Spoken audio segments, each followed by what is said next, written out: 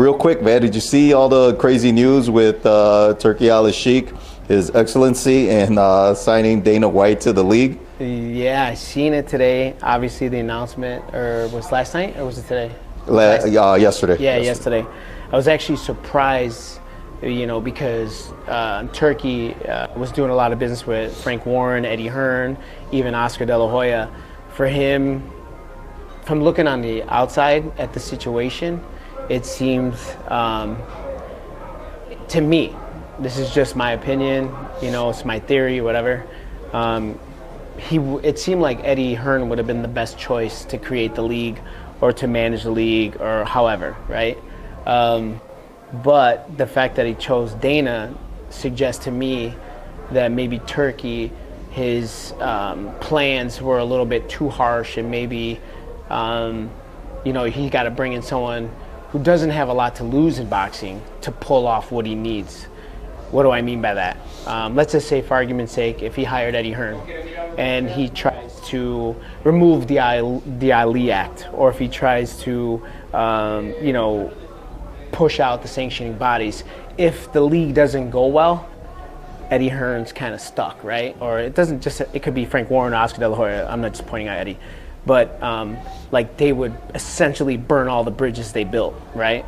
If you go with Dana, you bring in Dana White, who runs and owns UFC. If you bring him to boxing and this league does not work out, Dana just goes back to the UFC and doesn't really lose anything. So that would suggest to me that Turkey's plans would be a little bit more harsh than what's happening in boxing reality right now. That's just my opinion. Have you noticed the WBC has been pretty active, like pushing their new rules and kind of making waves, like more than usual? I know they always are in the news, but a little bit more, Yeah, and you know what? I think everybody's trying to make their own presence be known, because I think when this all clears out, I don't think anybody knows where they're going to land. So I think everybody's just trying to make a little noise and try to seem like they're standing up on their own.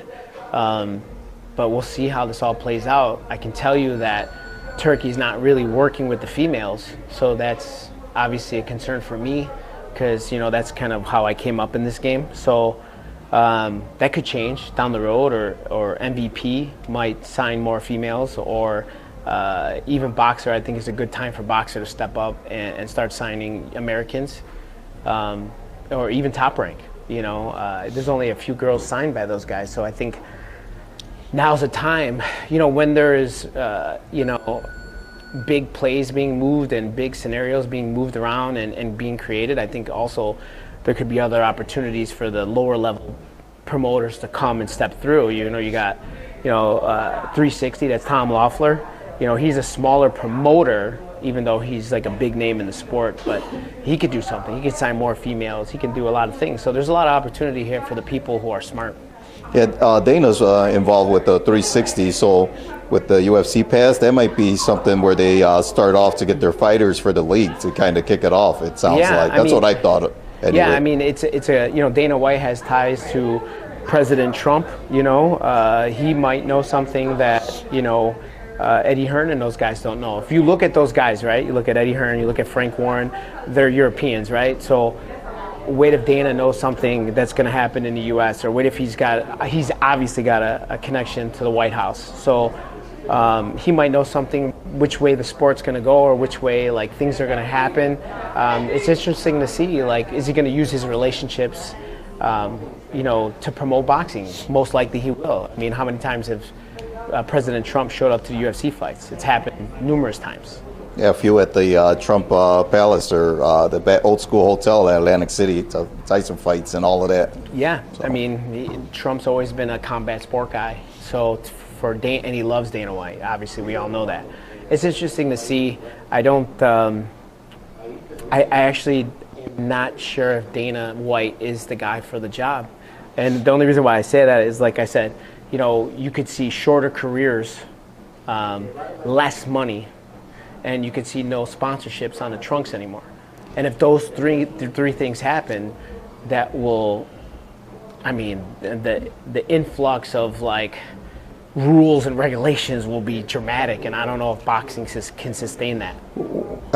What do you mean by shorter careers? Like, which way? Look at like Conor McGregor. Like realistically, like his career before he was Conor, like what got him to be Conor was like, I mean, how many fights has Conor McGregor got? I don't even know. 14, 12, 14. I'm not sure. I don't follow it. Exactly my point. Yeah. You know what I mean? There's so little that I don't know. You say Canelo, I'm thinking 50, 60, right? Just off the top of my head. You name anyone, I could say, but you look at Ronda Rousey. How many fights did she have? 10? I don't even know. Yeah, if she hit the teens. You see what I'm saying? So like, it's one of them things. When I say shorter career, if you look at Turki's last card, right, and with Bivol and Beterbiev on it, like if you look at that card is so elite that it would be hard for, first of all, a female to get on it. It would be hard for like a Gabriel Rosado to get on it, or it would be hard for any fighter unless you are elite to be on those shows. Right. There's a very, very high caliber. Yeah, because all those guys could have main evented their own show. Like each one of them, almost all them fights, if the guys didn't fall out at the end or whatever. But either way, like Dubois and Parker, that's a huge fight. 100%. And whoever's getting knocked out might need to go sit out. And if they come back and get knocked out again, I think if you lose 2 times, there's no way, in my opinion, that Turkey's going to use you again, or Dana White. I think you get knocked out. I think if you win 2 fights, lose 2 fights, you better lose early and come back. I think there's a more likelihood of you being around longer. To be at that level, to be in a league, you got to remember, like the league is so compact, right? They can't go out and sign 500 fighters. They're going to probably sign 25 fighters, right? And then they're going to bring people in and out to keep them busy. That's the strategy of the UFC, right? And then when people burn out, I mean, look at all those guys in the UFC. They're hot for 2 years and then they're gone. Yeah. I just don't see the long-term play of a league in boxing with the guys. And, I had shopped this idea. Anyone who knows me knows that I've been trying to promote a boxing league since 2019. And I reached out to Eddie Hearn about it. I reached out to Dana White. And, my tweets are out there. They're public, screenshot. I reached out to Turkey a year ago, and nobody wanted to do the league. And I thought it would be, this is a dangerous test to do it in the men's league. I always thought we should start with the girls, and because the girls need the opportunity, and if the league took off, I think that opportunity would have been perfect for the women. So the fact that they're starting with the men's, this could all implode, and then everyone's scrambling. It could happen soon too. Yeah, and then a lot of egos too. You know what I mean? 100%. I mean, you look at and respectfully I say, look at Eddie Hearn's got a massive ego. Frank Warren's got an ego. Oscar De La Hoya's got an ego. And maybe that's why they didn't take the job. Right. I don't know. And Dana White feels, well, there's opportunity. Turkey's got endless amounts of money. There could be an opportunity for me to step into boxing. Dana White, without Turkey, I don't think he could last in boxing. But when you got a guy who's got endless amounts of money like Turkey, then Dana White's, I mean, I could run a league. I could run a league if I had Turkey's money. You know what I'm saying? So when you have endless amount of money, you can do an endless amount of things. Do you think his end game is like to monopolize boxing and knock out the promoters, or you think he wants to still work with the promoters? And I think the end game is just like, anyone else, like Dana White. Like Dana White's done a lot of stuff he's bought companies underneath him. And I think Turki Alashikh will do the same. I do think if he didn't want to control boxing, he wouldn't create a league. So I think pure dominance is the way he's going, and I can't believe that everybody fell for it. If Eddie Hearn, if he, he's talking about anyone who stands in our way, we're gonna blow through him, right? Well, he's talking about Eddie Hearn, he's talking about Oscar De La Hoya, he's talking about Frank Warren, he's talking about all those other guys. Ben Shalom, possibly. So it's like he's coming for everyone, and I think anyone who wants to start a league is trying to control something, right? Yeah, I feel, and it's got to be nuts, man. Like to be Oscar De La Hoya right now, because he can't stand Dana White, and now Dana White's like in boxing, like. Yeah, you know what? Like him and Dana had a feud. I know Paulie Malignaggi and Dana had a feud. Dana is probably, I don't want to say he's the most unlike guy in boxing, in the MMA. I know boxing and UFC guys have done crossover fights, and it's been successful. But I don't think that Dana is publicly the right guy for this job. He could control something from behind the scenes, but I think they needed a new front man. I actually thought Eddie Hearn would have taken that position, and maybe it was offered to him. I don't know. And when Eddie's a businessman, and Eddie might have seen, and again, I'm just speculating, the job might have been offered to him. He might have seen the plan and might not have liked it for the longevity of the sport. So he might have bailed. I don't know. I will find out. I'm sure all those stories will surface soon. But I think that Dana publicly could be the wrong guy. And like I said, I pitched someone might be like, well, Rick, if you think Dana's the wrong guy, then why did I pitch the league to Dana? I pitched the league to Dana White because I thought it would be good to do it with the females. The females don't have a steady flow of fights. So I thought creating a league for the females would be good. That's why I pitched it to Dana White. I gotcha. All right, and then also Turki Alashikh, he bought Ring Magazine from Oscar. He's paying all the guys the top money. So I don't know. It all looks that way, man. I don't know. It's a little funny feeling. It is what a lot of the boxing fans were asking for. They wanted the best fight, the best, but like at the same time, they don't want them getting burned out and stuff. But I don't know, man. I don't know how I feel about it quite yet. I know. I don't. Turkey had bought Ring Magazine, the Ring belt, all the rights to the ring. Obviously, in my opinion, being someone who won the Ring belt with Jessica McCaskill, obviously, my wife, we feel that the Ring belt is the most prestigious, and I think 95% of the boxing public does too. However, he bought that respect, right? Like you buy something that's, everybody respected. So now that you own it, you kind of slide into that respect position, right? So that was a big play. I know he invested X amount of dollars in the zone. I know Turki Alashikh owns 13% of the zone. So he's making moves to broadcast those fights that he wants to do, and he's positioning himself correctly. And I guess maybe the thing that would really bother me would be like, how did all these other promoters fall for it if Turkey went a whole different route? Essentially you let the guy in the door, and then he turns around and stabs you in the back, I guess, right? Yeah. I don't know if that's true or not, but it definitely looks like that.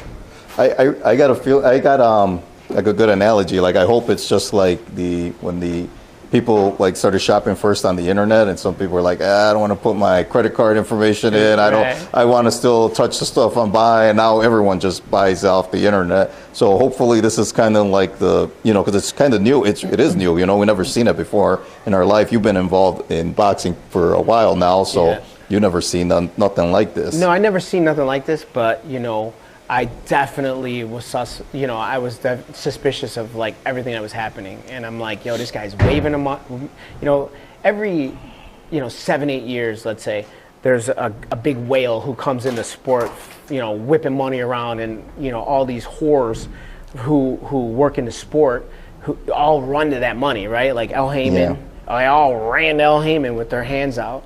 And then Eddie Hearn came in and everybody ran with their hands out, and now Turki Alashikh, or whatever his name is, like they're all coming the same thing. So like in 7 years it's going to turn over again. If it maybe not, but every 7 years, 5 to 7, 8 years, something like that, like a big whale comes in with a ton of money and everybody chases the money. So it could be just that time of the cycle that is happening again, or it could be for real. I don't think that Dana is going to be able to sell the league idea like Eddie Hearn could. I think Eddie Hearn is a phenomenal promoter, a very strong business person. I think when you have, in comparison to Dana, I think Dana has already monopolized it and positioned himself correctly. But now we all know what to expect from Dana. where like Eddie Hearn came in and positioned himself really nicely. He started doing money, started doing business with the Saudis, started taking these championship fights all over the world, started bringing in female boxing. He had a lot of pioneer ideas, but with Dana, we all know what to expect. We all know he's going to come in acting tough. We all know he's going to act wild. We all know that he's going to try to put restrictions on everything. Like, so I don't think he'll be able to sell this idea as well as Eddie, but you know, I think that moment has passed, and I think that the league will not work anymore. I think there was a moment where it would have worked, but I think I think Dana's the wrong hire. That's just how I feel. I gotcha. You think they're going to be overpaying fighters to steal them over here or get them, or you think? How do you think? That's a fucking great question. I think, like, you know, Eddie Hearn likes to spend money, especially when it's not his, right? I think for the most part that Dana White is a realist. Like, he knows what a fight is really worth, as opposed to like spending ridiculous amounts of money. So I could see Dana trying to talk Turki down, like, hey, we shouldn't give this guy 25 million. This guy's worth 5 million. We should offer him no more than 7, and that'll work for a while. But I think in the long run, people will be like, hey man, you were giving guys 50 million, 25 million, blah, blah, blah, and you're giving me 5 million, 3 million, 7 million, whatever it is. And I think people are going to be like, it's hard to go back. That's why, like, when Turki came out of the gate giving out houses, like that one kid, and giving out money and this and that, okay, well, now try to go back to Turki, try to go back to that same kid in 2 years from now and try to give him 150,000 for a fight. He's going to tell you to fuck off. You see what I'm saying? So it's like, once you overspend, it's very hard to pull back. I got you. Just like the reports with Jared Anderson when he lost to Bakuli in that fight in LA on the Crawford Madrimov undercard. Like, it was the same thing. Rumors were Top Rank didn't want him taking the fight, but he pushed the envelope because it was big money. But it didn't end up well for him, and now he's building himself back up a little bit, you know? Yeah, totally. So, I mean, again, I could be dead wrong, and this interview might not age well, or I could be dead right, and we should have started with the females first. And I still think we should start with the females first. That's just my opinion. The females, everyone says, well, why do you think the females are working the guys well? I'll tell you really briefly, like, the females aren't making a lot of money. So if you can pay them a little bit more, and they'll commit to joining the league. And I think ultimately, you know, if you bring some of the old fighters back out of retirement and let them fight, and you create a buzz in a circle, and you do a social media profile and build them, I think it will be massive. It will be just like the UFC. But I think it's going to be hard to do that now with the guys. I think the guys are overpaid, and I think that when Dana White comes in and trying to, he's going to want, like, hey, what's my budget? He's going to have restrictions on him. Like, how can you do this? Can you structure this thing? Can you build this thing out? And I don't know if he's going to be able to. You know, I just think that everybody knows what to expect from Dana, and people are going to be like, their guard up. I think automatically, you tell me I'm going in a room with Turki Alashikh, I'd be like, okay, you know what? I could probably do anything as long as it's a smart idea. You tell me, and I've been in a room with Eddie Hearn, I pitched him my idea, he's like, I like it, but how about this? Like, they're willing to communicate. I think Dana White, I don't think he's going to be I think he's going to be a hard sell. Like, hey, Dana, I think we should do this and this. I think it's going to be black or white with Dana, and I don't think that same mindset will work in boxing. I just don't. I don't see it. I think Dana's a bad hire. That's what I think. Yeah. Hopefully it works out. It did get a kickoff and a big buzz right away and all over the internet, ESPN and everything, but we'll see how long the wave rides. Right, and I don't know if you think about the buzz, right? The buzz, was it a positive buzz? Was it just buzz, or was it a negative buzz? I think it was just buzz. I don't think it was a positive buzz. I think it was just a lot of unclear and head scratching, I think, more than anything. Some people were excited because, like I said, that's what the fans were always asking for. I want the best to fight the best and all of that. So now you're going to get that, but at what capacity? What are you going to get the top level guys doing that, or or just the guys coming up and building themselves up? And now, if Dana does it with a certain level of guys, if Dana does it with the B- guys, then the league could grow. If Dana does it with C+ guys, then the league will grow. I don't know if you can do it with the A+ guys or the A guys or the A- guys. I don't know. I mean, they're already overpaid. I don't think you can go back and underpay them. I just don't. And like I said, I'm not even sure if I want this to work or not, because, you know, you got to remember, like, the UFC structure, and I don't know if they're going to implement it or not. None of us do, right? But if they do implement it, then that cuts out managers and agents and advisors, and you know, Dana's going to tell you who you're fighting next. You don't need to pay someone 1% or 33% to tell you what Dana's going to tell you anyway. So, like, I think it cuts out managers, advisors, agents, and it could. I don't know. Maybe Dana will probably sell it to fighters like, hey, you're going to save money there. I don't know. But there's definitely going to have to be a good sales pitch. I don't see what that sales pitch could be. I don't think, like, you know, having a fight at in different venues is enough to get people excited. I think it's got to be structured correctly and it's got to be sold correctly. And I just don't think Dana is the guy on the guy side. But I do think he can do something special for the girl side. That's just what I think. I got you. And also too, it might help push the other promoters to put on better shows. Like PBC's been putting on better cards now lately. You know, at Gervonta, and then before that, Gervonta and Benavidez on the same fight card. Like, they're making, you know, because they got competition now. Right. You know? And I also think, though, I kind of like having the co-main and the main event being the best two events on the show. I didn't really like having an all-star cast, because ultimately, what about the guys that are coming up? Are they going to have opportunities? A lot of guys coming up will get on those undercards. Now, if you put an elite card on every single time, how are you going to know what the next guy behind them is coming? Right. You see what I'm trying to say? So, again, I don't know. It's I don't know how it's going to work. Also, the scheduling too. Like, you could have broke that right in half and had like 1 month this one, next month this one, and you know, like what you're saying. Like trust me, I loved it. I enjoyed the card. It was fucking fantastic. But that you can't keep doing that for a long time, because you're going to run out of fights. I mean, you lost two guys fell out. You got them replaced, but I mean, you know, they're going to burn out, like you were saying. Yeah, and again, I think, like, I wouldn't put my best out always. You got to spread it out so you create a market. I think, like, putting an elite card and the greatest card of all time, it just actually clears out the schedule. I don't know. I just don't. And all those up and coming guys, they don't get opportunities. I'm just hypothetically thinking, the first kid who comes to my mind is like Mark Castro. He got to fight a co-main event, 4-round fight on his pro debut on a Canelo undercard. Right. That's probably never going to happen again if they go the UFC route or that template, if you will. Like, you know what I mean? So, like, yeah. Even champion Keyshawn Davis was fought on the same undercard, you know, and his brother. They 100%. Both like. Yeah, and now look at Keyshawn, you know, champion. So, and I wouldn't have known. I barely know who Keyshawn is now, let alone, you know, if I would have never seen him fight except for on an elite show when he's already a 10-rounder, I'd be like, who's this guy?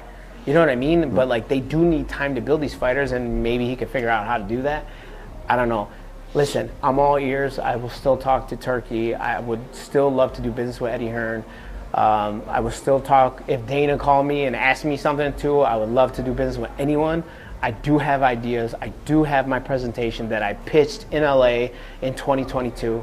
I still have that presentation, and I almost got the funding for it. Obviously, I didn't.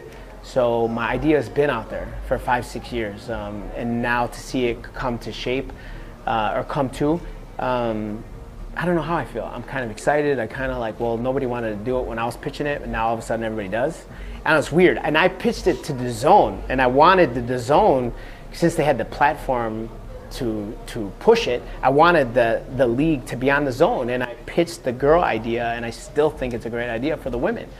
Boxing is so spread out, and there's so many fighters that it's going to be hard to contain a small group, in my opinion. Unless you do something creative and special, which is possible, I guess. Do you think Turki's gonna try to buy out the promotions, or you think he's just gonna do his own thing and kind of bring them in and out? Like, what do you? I mean, I think, first of all, as we know, everyone in boxing is for sale, right? Everybody is, right? Even though if they say it or not, I think Suleiman would sell the WBC. I do, and I think there's a price. You know, I think my price and his price would be completely different, but. I don't think that's the play, right? I mean, they could do that. They could buy him, but I think what they're basically buying in exchange for a contract that says they'll have to take 10 years off to come back around. See what I'm trying to say? Yeah, so right. like they might have to sign a non-compete. Hey, we'll give you $50 million. If you sign this non-compete and say you take 10 years off and you cannot start another sanctioning body, I think that contract of the non-compete is more important than buying out the sanctioning bodies. You know, they have to have that contract in place because they could buy the WBC and then Suleiman could turn around and call it the CBW in the next day. You know what I'm saying? So I think the non-compete contracts will be extremely important in a scenario like that. They would be basically buying them to give them the contracts, to sign the contracts of non-compete. And I think if they could do that, and if those guys are willing to do it, that would be pretty sad to see. It would be a lot of years of work down the drain like that. Pretty sad. That's kind of when Oscar sold the ring. I was like, how do you sell the ring? But I mean, props to Turki Alashikh. He did a really nice job. He put it up. You know, he had the big award ceremony. Like I've been seeing more of it than I've seen in the last like 5-6 years. So I got to give him his props on that. For sure. But it was just like, man, that's something. Right. You know, like I guess you want to hold on to it. The ring strategy was really tricky, right? Obviously, the publication, when it was in the books, like if you go down my hall in my gym space, there's 50 ring magazines over there on the table. And I love the actual the paperbacks, right?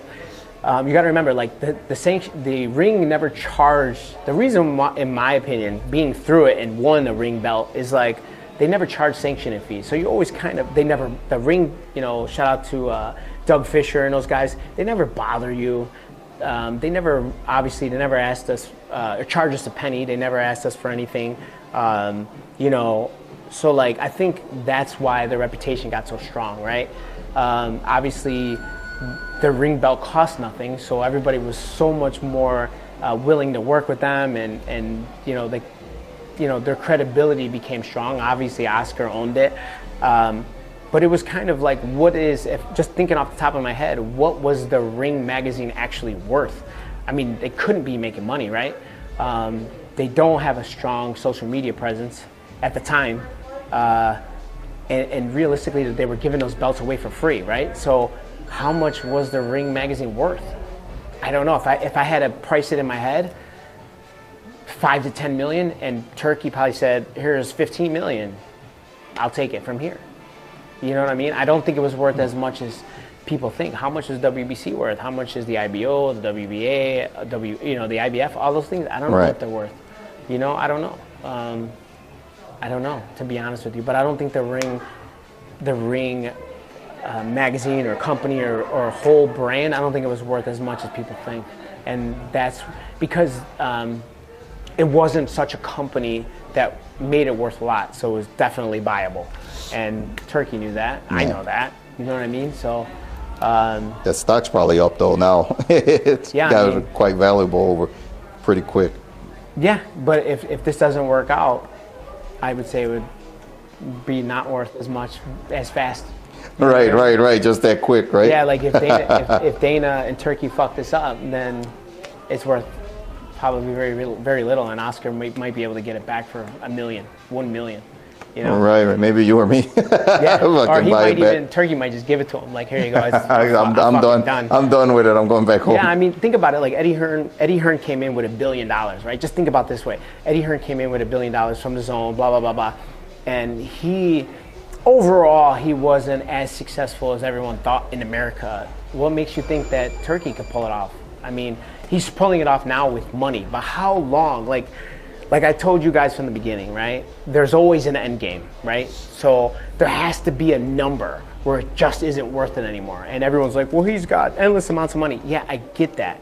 But it's not Turki's money. It's a fund that he runs that has endless amount of monies. But eventually, someone's going to be like, hey, man, you tried it. It's just not, there's zero return. We're not getting this influx of tourism that we thought. So we're just gonna let it go and focus on something else.